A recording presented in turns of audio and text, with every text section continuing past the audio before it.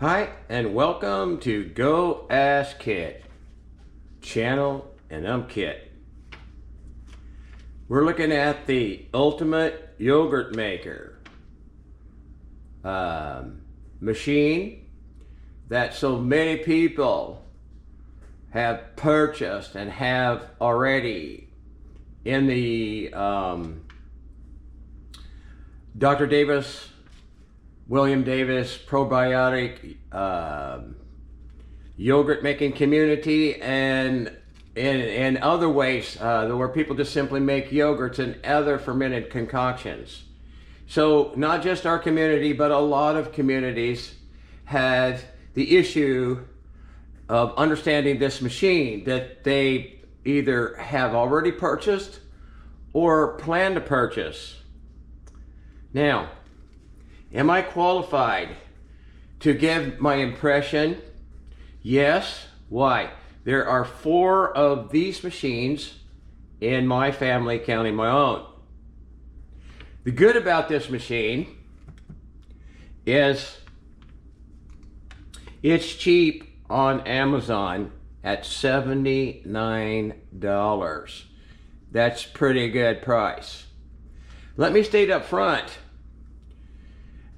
that when I talk about the bad sides of this machine, there are, to my knowledge, no viable alternatives on the market that do not have the same issues as this machine does. So get ready for this. Observation. I've just finished a test, and I'm going to show you exactly the good results you're going to get with my solution. Now, normally this machine has the white plastic crap lids. Not these, the white ones, the plastic ones. Terrible. They're toxic. Second point, all of this machine is cheap. Plastic, Chinese crap.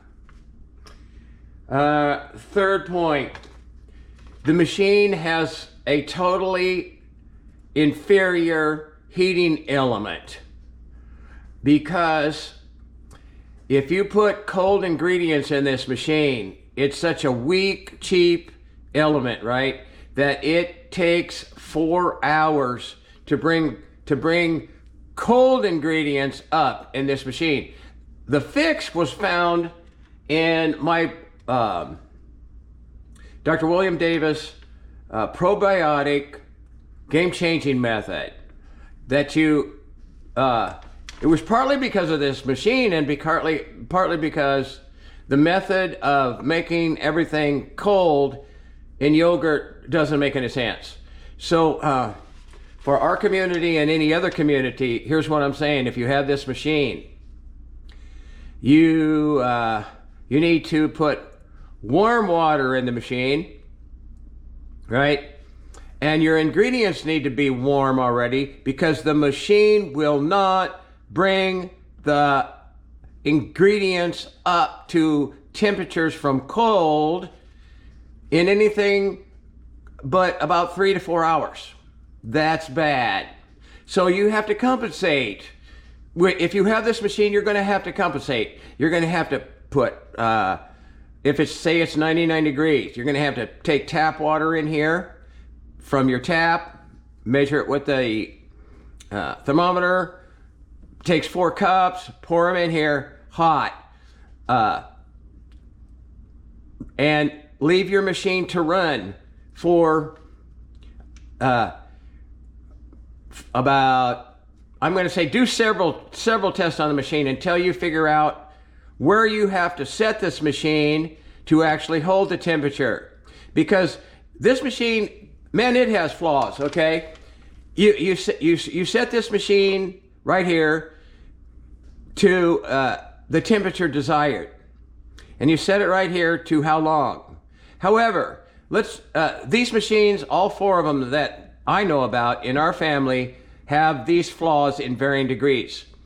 For example, my machine if I want 99 degrees, which I want, excuse me, actually in this cook, I wanted 106 degrees in this cook for, let me think a minute, for the L-Gacerai and B-coagulans run that I'm doing right now. Okay, for those in my community, that's important. For those of you cooking other things, it possibly still is important. Now, point being, whatever temperature you're trying to set for whatever you're cooking in this machine, right? It won't actually be what you set. It'll be something else. So if in my case, if I set my particular machine, when I first got this, if I wanted 99, when I first got it, I had to set it at 103. It broke in after a short period. It changed. Now if I want 99 actual temperature in here, I got to set it at 100 degrees to actually get 99 degrees on a steady run in this machine. Very difficult, very, very challenging to make this machine usable. But it can be done. And there's not many there's no alternative really on the market, in my humble opinion. Because if you look at the Louvel, or just look at any of them, they all have the issue of the plastic. Just a minute, I'll grab what I'm talking about.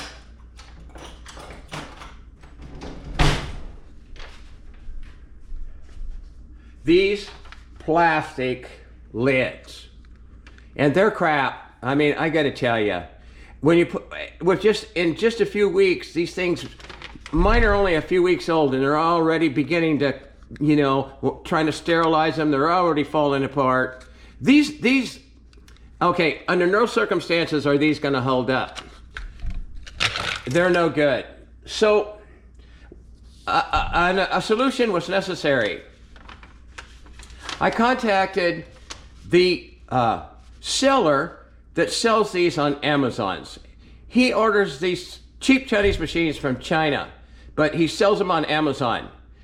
But everybody's selling their cheap stuff out there and making lots of money. Here's the deal. I tried to contact the manufacturer of this machine, and I got to be careful how I say this.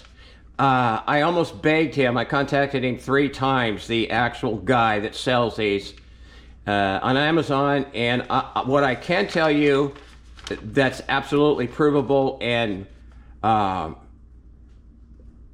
I can actually say. When I contacted this person that sells these, has the company, whatever, he did not provide a solution for these crap lids.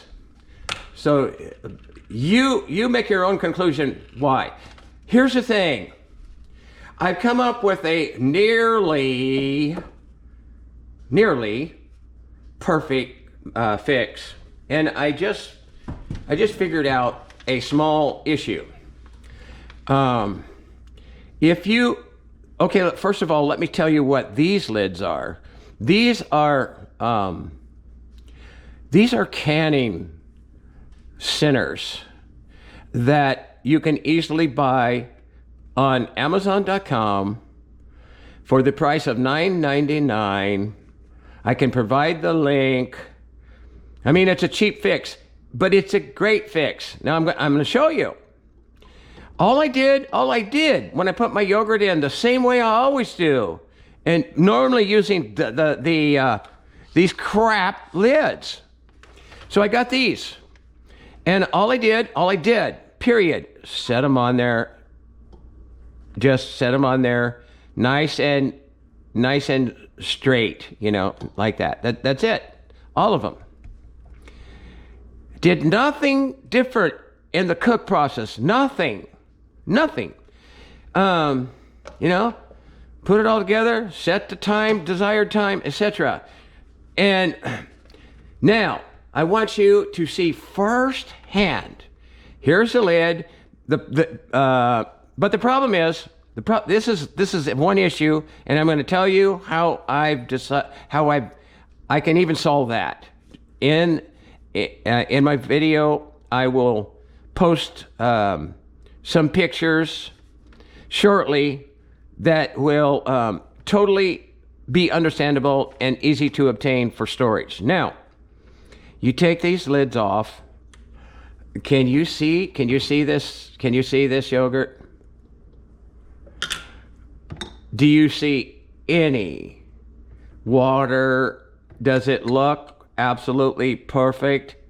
So in other words, my method with these lids is every bit as good as it was with the plastic, but there's no toxic plastic residue in my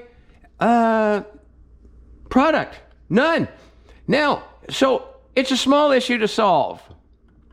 And in a second, I'm gonna, well, let me put it this way. In my video, I will provide a picture of the exact inexpensive glass container type jars that after you cook your product, it's not going to be practical to keep them in these jars. And frankly, a lot of us want to keep running, want to do run after run. And if your jars are all tied up, that's kind of an issue anyway. So what you can do, and like I say, I'll include pictures of my solution. So just hold that thought. In this new video, I will show you what I mean.